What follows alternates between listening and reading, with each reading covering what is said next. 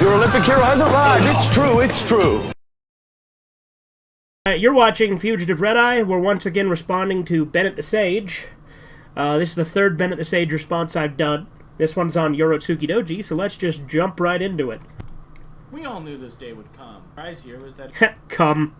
it took me 12 episodes to finally cover a hentai. Okay. I mean, everyone on the internet has at least heard of hentai. Okay, yeah, that's an understatement. Everyone's watched hentai at one point or another, and if they say they haven't, they're a lying dog-faced pony soldier. Maybe not seen it, but certainly have heard of it. Everybody's seen it. Some of the stories that get passed around over certain notorious works like Bible Black and La Blue Girl have painted a very broad... I like how he brought up La Blue Girl as a big known one when Urotsukidoji is absolutely Toshio Maida's most well-known one. I get why he's doing it, but still, I didn't specifically mention Urotsukidoji because he's going to get into it, but... of ultimate depravity and fetishes in the minds of the misinformed public. Yeah, seeing a girl grow a penis or being assaulted with tentacles isn't something you'd find on PBS, usually, but you have to understand... No, not funny. This Ha ha ha ha ha ha ha. all comes from a culture that views this stuff solely as a means to get release, as it were. No, it's also just an unfiltered form of art. Toshio Maida writes hentai because it is a way to be completely expressive with virtually no restrictions. And that's why he's able to make such good stories, because he's not restricted. Japan, by and large, is a country of shame and repression, but they also recognize that there is a place for material that allows someone to release their sexual frustration or tension. I mean, yeah, he is right about that. That is a large purpose of hentai. In a non-harmful way. So, you get a market flooded with all sorts of manga, video games, DVDs, and other novelties that cater to an uncomfortable number of fetishes, coupled together with a societal mindset that tries to ignore this. Yeah, hentai does the most outlandish and controversial shit. That's why it's such an expansive and unrestricted media, when you put it nicely. Best they can. However, where it truly gets weird is in the issues of censorship. The Japanese government won't allow genitals to be shown. I know, it's so funny. The shit they will allow, but that's too far. Even on direct-to-DVD shows, so most pornography is shown either with a mosaic pattern over the character's naughty bits, or it bypasses that with having sexual imagery without showing a penis. Hence why there seems to be so many hentai titles with tentacle sex. It's basically a legal loophole. Yep, that's why it's used. So where does Why can nobody say Urotsukidoji? It was kind of funny when Phantom Strider did it, but, like, I swear to God, it's not hard to pronounce. Where does Legend of the Overfiend play into all of this? Well, it may not be the first hentai to reach it here to the States, but it is definitely one of the most infamous. Not so much because of its content, though. Really, it's because people didn't know there was way worse stuff out there. Overfiend has all the hallmarks of your average bad 90s anime. Fuck you! Only Urotsukidoji is great. It's my 6th favorite overall anime. It's easily my favorite hentai. It's got a great story, dark lore, interesting characters, cool fight scenes. But I know you're not gonna like it, Bennett, because as we know, you are a pussy! Pussy! it's multiplied 1,000 times over because the premise of the story has to cater around scenes of explicit sex. No, it's just unrestricted because it allows those scenes to exist. Urotsukidoji, I think, is one of the best animes ever made because of its sheer unrestricted nature. Not to mention, he acts like that this is a restriction that was put on it. Toshio Maida goes out of his way to write shit like that, so it was very intended to be that. There's no other way it could have been Urotsukidoji without it being that. Toshio Maida writes his work like that from the start. It's not like he was told, hey, you must make this a tentacle hentai. That is what he has always chose to write. He wants his gravestone to say, the Tentacle Master. At least they would if the sex was explicit at all. It's super explicit. What are you talking about? The version I have is the edited version. Yeah, you haven't seen the Perfect Collection, which has the sex scenes be much more graphic. There exists an uncut version, but it's long since been out of print and expensive as all hell. Yeah, I own it. Get fucked. So what do you get when you cross a schlocky, violent movie with a skeezy porno and subtract the porn? I'll tell you what you get! The police get what you fucking deserve! Fucking pain. It's great. Like, the movie edit's great. I honestly think that the movie edit is a perfectly valid way to watch it. It's amazing. I don't know what you're talking about. Yes, there exists a lot of gratuitous, poorly drawn, and unappealing nudity, but... It's not poorly drawn. The art style of Urotsukidoji is great. Without the context of pornographic scenes, it just becomes sad and pointless to sit through. Nevertheless, nary a scene goes by without some kind of naughty bits being shown. The sex is essential to the plot. It's not just there for the sexual purpose of it. So that means we're going to be seeing quite a bit of our good old friend Censor Kaiser. This is cringe as fuck.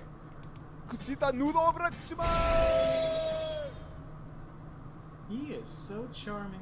You're not just wrong, you're stupid. And you're ugly, just like your mum. You think you're really fucking funny. Right off the bat, we can immediately tell that this was a phoned-in localization, as they didn't even bother translating the Japanese lettering in the expository text crawl. Hell, they didn't even bother to translate... I mean, they read it out loud, and it's manga entertainment. Their dubs are phenomenal for how, like, they're bad, but that's why they're great. They're fucking cheesy and stupid, and I love them. the title card of the show.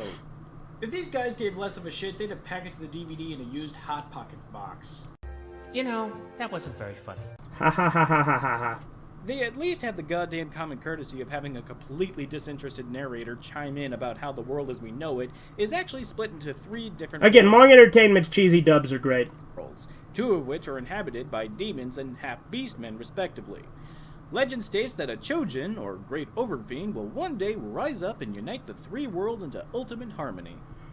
Well, considering that this is supposed to be a porno, I'm pretty sure that this great unification is just a fancy euphemism for balls-deep fucking. False. No, it's not. It's actually the destruction of the fucking world. It's apocalyptic shit. We open to a basketball court where cat-faced Meowmers... That's not funny! One of the beastmen... That was god-awful. Fuck you. ...is silently watching the star player of the team, figuring that he's the Overfiend that he's been tasked to look for. The scene quickly shifts to the girls' locker room to remind the viewers that yes, you are watching a porno, and yes, the guy who snuck into the closet to jerk off to them stripping is our hero of the story. I'm sorry, but am I supposed to be rooting for a peeping Tom who doesn't Hey, Nagumo's great. have the presence of mind to not whip his dick out while he can be caught? Are we trying to one-up the asshole rape? Like, the whole thing about Nagumo is they make him pathetic as shit at first, because that's a good contrast with him being, like, the ultimate power. Although he's not, he's actually the father of that, but semantics. It's for Doom Megalopolis? Later on, we see Pounder McPeen hiding in a basket of volleyballs ogling his crush, Susie Cream Cheese, as she does gymnastics in a tight leotard. The star player, spotting Pounder, decides to be a jerk and smacks him with the basketball. Only to immediately go over to him and make sure he's okay? Yeah, this scene where Osaki licks his face here is weird, but it's essential for the plot. So, what were you looking at? Hmm? Wow. Looks like you got a little problem in your I think pants. you've got a little problem in your pants. I don't know what you're talking about. Oh, you've got quite a boner there. Here, let me take care of that for you. So. Here, allow me. I'd be glad to take care of that. Such a weird scene, I'm not going to pretend it's not, but it's funny. The way Amano just looks at it, too. That's not the weirdest thing I've ever seen on this show. It's pretty up there, though. But it's up there. Yeah, I agree. Pounder runs out of the gymnasium after being embarrassed from the dude lick, despite the teacher taking Susie Cream Cheese aside and leading her to her office. Wait, I've seen enough of these things to know what happens next. She rapes her, right? Yup. Let me show you. She's also a demon. Well, no surprise there. There's a lot of this scene I can't show you for obvious reasons, so you're just gonna have to take my word for it that the teacher transforms into a tentacle dick demon and proceeds to ejaculate purple goo all over Susie Cream Cheese, while Pounder McPeen and Catface Meowmers watches on God, his nicknames are so cringe and annoying. for a good 2 minutes before finally intervening. All to the tune of what sounds like a Street Fighter arcade cabinet. Hey, the fucking soundtrack's great, don't you dare. What? You don't believe me? No, it's true, it does sound like it belongs on an old game like that. He's right. But the soundtrack's great. Here's the music.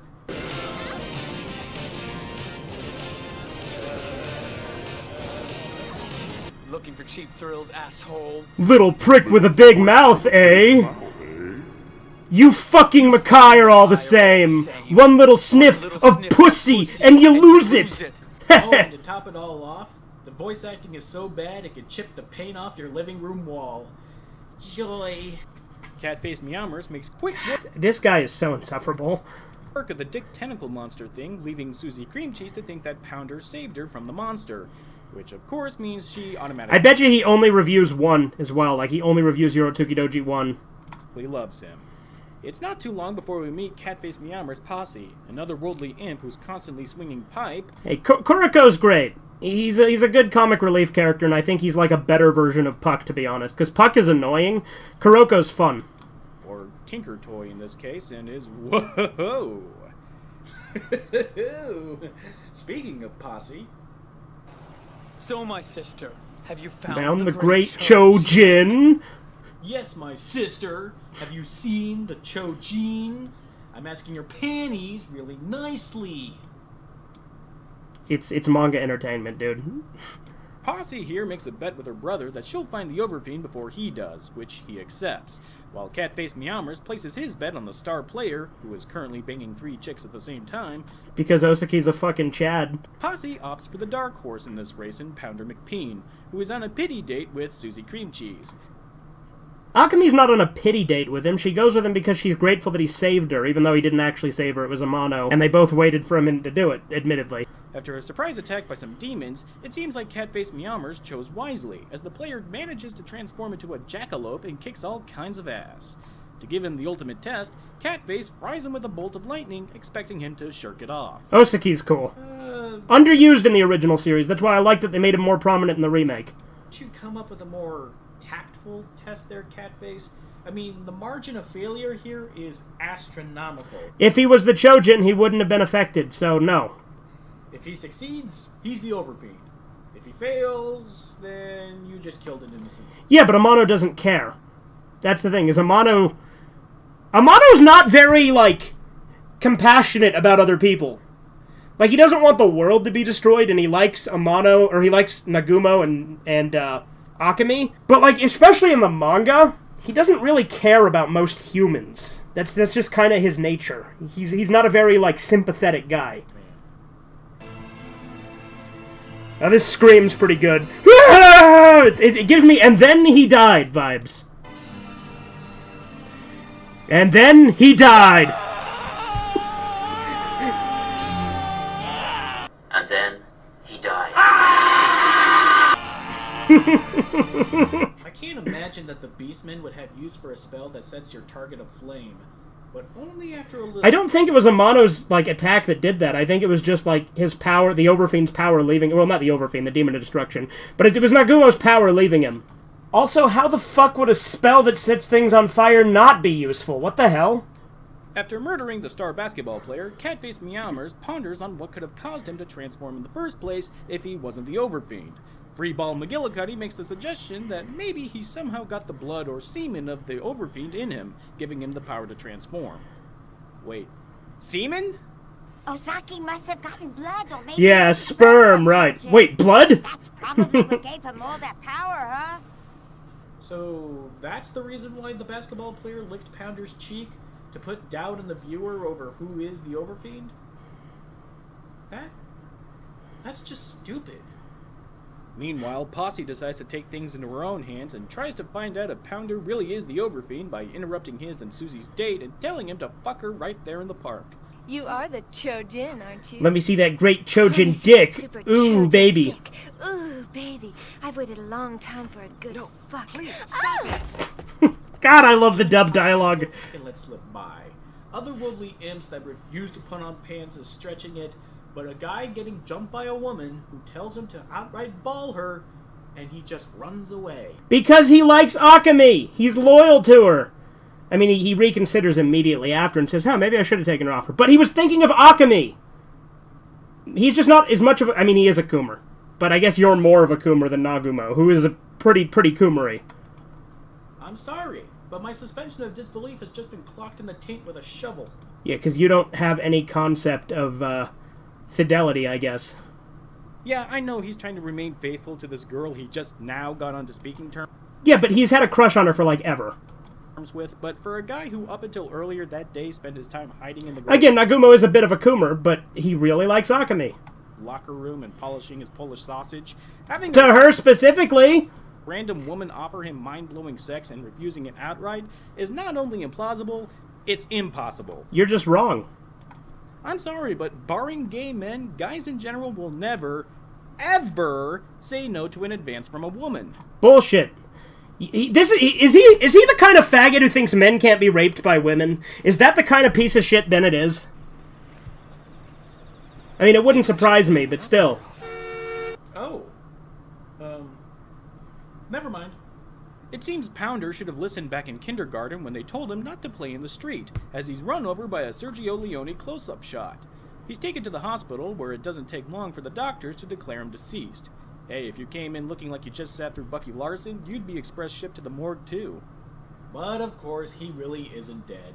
He transforms into the Overfiend, he fucks a redheaded nurse, and ejaculates purple goo so hard it causes her chest to burst open. Nah, I'm just kidding. The nurse was actually blonde. I was gonna say it wasn't redheaded. Haha, he's so funny, guys. He's so fucking clever. Look at him. He's so funny. Boss, I saw it. It's What are you talking about? I love this scene. Where he just grabs him. What are you talking about? Sweet jumping Christ, I've seen better lip-flap timing on a big mouth Billy Bass. Mm-hmm. What's going on? I'll check it out. I'm going with you. I'll stay right here. God, I love Kuroko. Out of control, the Overfiend lays waste to the hospital by destroying the building with mammoth dick tentacles that absorb the many patrons of the hospital, only to fade to the next day with minimal mention of the fact that an entire hospital was leveled by a gigantic series of cocks. Then again, this is Japan. An entire strip mall is destroyed by one of those every other Thursday. Well, I think that Nagumo's power probably, like, either wiped it from people's memory or reconstructed it. Or It's both. sort of like any given city in the DC universe. Only with more cock. Akemi, do you believe me now? I had nothing to do with that woman. Oh, it doesn't matter now. Now that you're here with me, Nagumo. Akemi. Just make sure you wear a condom, kid. What was that? Wow, I have not seen a more ill-placed endorsement of safe sex since that Condom PSA comic featuring death from Neil Gaiman's Sandman. It was a snarky thing Kuroko was doing, dude. It was a joke. It was funny. And John Constantine from Hellblazer. This is a thing that actually exists. The demons, figuring out that the Overfiend has been He acts like it's a fucking after-school special when Kuroko just made a fucking joke. awakened, hatches a plan to get rid of him. They seduce a hapless nerd to their side by exploiting his crush that he has on Susie Cream Cheese, and also a seething hatred for Pounder McPeen. You want to fuck Akemi, don't you? You can, yes! And you want to kill Nagumo, don't you? You can! Yeah! Well, there goes my restful sleep for the next 3 weeks. Hell, I don't even think I'll be able to blink, let alone sleep, over the sound of my brain shrieking! Haha. The scream yourself You awake guys, he's angry. nightmares tell the hapless nerd that if he cuts off his dick and attaches a rubber dildo to the stump, it will give him magical powers and make him practically invincible. Tell me, what kind of self-loathing state of mind does a man have to be in to think that the vague, hazy promise of mystical powers being granted by lopping off your magic stick is a venture worth pursuing? Look, Nikki was pathetic, and that's also the point. It's showing just how pathetic and desperate he was, and it does make him a fucking Chad. Well, that secret will remain his and his alone as he goes ahead and Lorena Bobbits himself. Whoa. Oh, sorry about this, people. I'm just a little flustered over that 15-year-old reference. Oof, gotta stop myself before I start making Patty Hearst jokes. You're not funny and nobody likes you. No? Lorena Bobbitt jokes, like, people know what you're talking about, dude. You don't have to act like it's so fucking obscure. Lucky for the hapless nerd, his magic stick turns into a magic log, causing him to put on 50 pounds of muscle and turn his voice actor into a robot with Tourette's. Shut the fuck up, you bitch! You slut! Shut the fuck up, you bitch! Oh, you didn't have the you slut? Come on! They just don't make hack job voiceovers like they used to. Then the show comes to a screeching halt as the demon who gave the hapless nerd the power cock is confronted by cat-faced meowmers. These nicknames are getting so fucking tired and annoying. I know I said it earlier, but Jesus Christ. Fries him to a crisp. Then, out of nowhere, a demon poofs into being and we get this weird flashback to show us that him and Catface had a history somewhere down the line. Look, Sakakaju's the one who set it up. And, he definitely has more build-up in the manga, because he's, like, a little bit more established. But, the flashback does it fine. You release Mao? You asshole! Okay, I gotta stop showing clips of horribly botched lines from this movie. The horribly botched lines are fun, though. Again, the dub is fun. Or we're never gonna get through this. Okay, just one more. Come on, asshole. You really didn't think I would die like this, did you?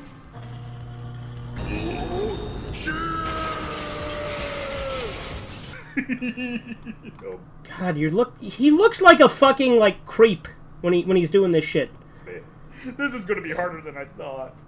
So, Two-Face and Catface duke it out with each other while Susie Cream Cheese and Pounder McPeen have really awkward high school sex. Of course, Pounder has zero self-control and almost immediately shoots his load right before she goes down on him. Before Susie could make the canned "don't worry, this happens to every guy" speech, the hapless nerd breaks in and steals her away. He also challenges Pounder to a fight for Susie. If you're wondering why I'm cutting back to me instead of the footage, it's because the hapless nerd licks the spooge right off of Susie's face. I got your blood, Chojin, now I've got your sperm! Or no, that's later, it's the other way around. For no reason other than it will give him the Overfiend's powers. And he actually was told about that. Like, so in the movie cut, they don't have the scene where Sakakaju tells him about it. And that's another thing, the uncut version establishes Sakakaju a little better. Which he didn't know would do that. He did because Sakakaju told him, but it was cut from the movie edit.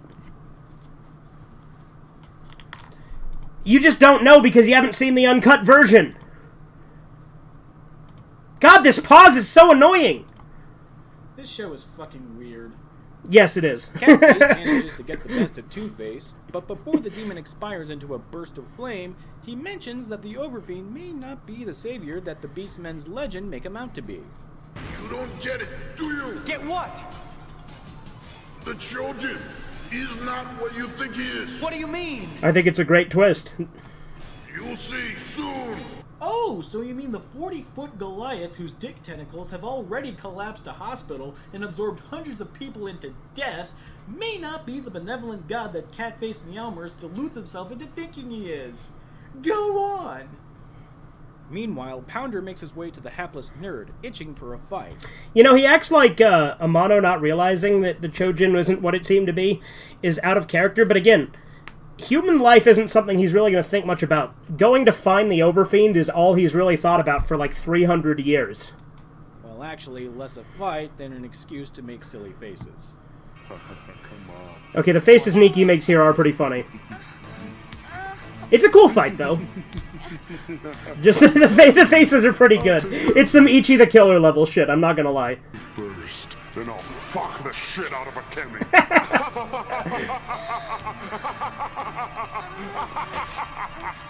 The two fight, of course, with the hapless nerd transforming into another demon, which only serves to let him live for another 3 minutes before Pounder transforms into the Overfiend and rips out his liver.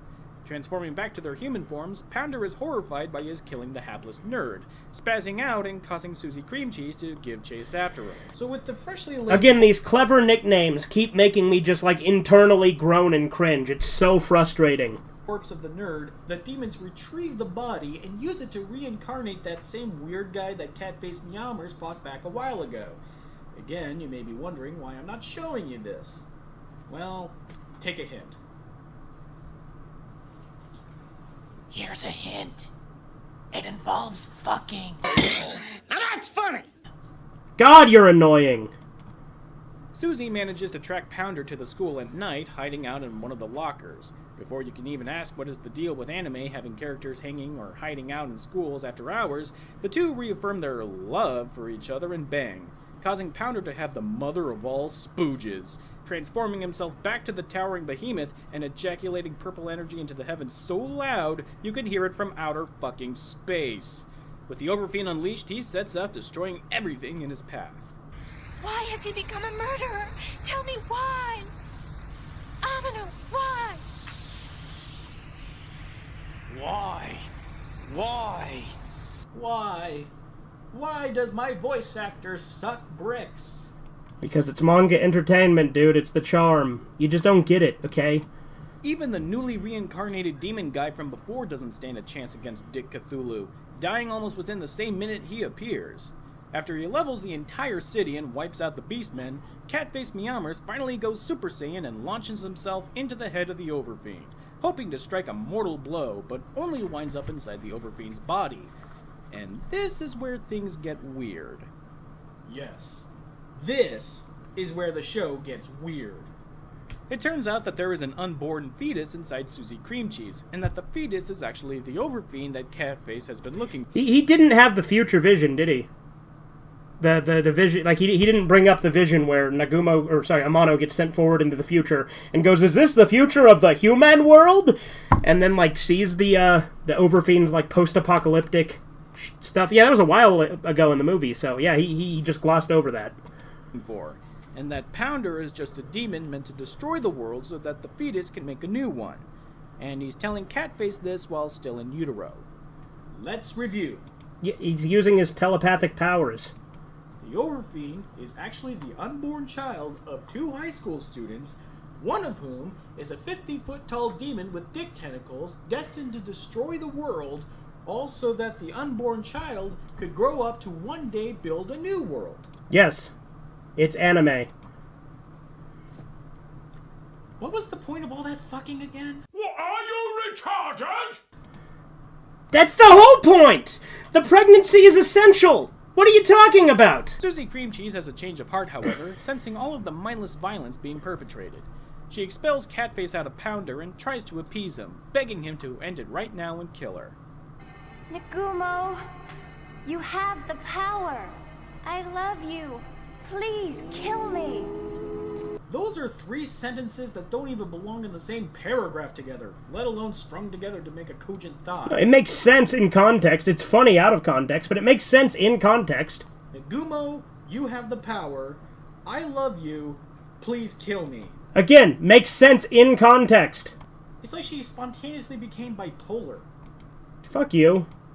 I don't know whether to blame the edited copy I have, or if the original uncut version is this choppy and rushed, but the end just sort of... No, there's definitely a lot of stuff that gets removed from the movie cut that does make it a little bit less coherent, but I still think the movie cut is perfectly serviceable. Sputters into being. The Overfiend takes over Susie Cream Cheese, disallowing the chance for her to kill herself, and forces Pounder to continue destroying Japan. We leave on Catface making a vow to not die until he sees this future world that the Overfiend promises to make, and end. I know this was supposed to be a porno, and I shouldn't be expecting much in terms of the story, but the least they could do is be semi-competent. You weren't listening, were you? It was competent. You're just fucking stupid and didn't get it. The sex, what little there is horribly drawn and unappealing. The plot makes absolutely no sense, and the dubbing is some of the worst schlock ever to assault the human ears. You're not just wrong, you're stupid. And you're ugly, just like your mum. Again, the dub is manga entertainment, and they are a treasure, and should be valued as such. Even if you were inclined to watch this as some sort of ironic pleasure, trust me, there are much better guilty pleasures available. I mean, I still need to watch Angel Cop, and I'm sure it is good, but Urotsukidoji's great, and I doubt Angel Cop will be better, but maybe. Till next time. Fuck him. Bennett the Sage sucks. That sucked. I'm sure glad that's over with. Subscribe to Fiji to Red Eye.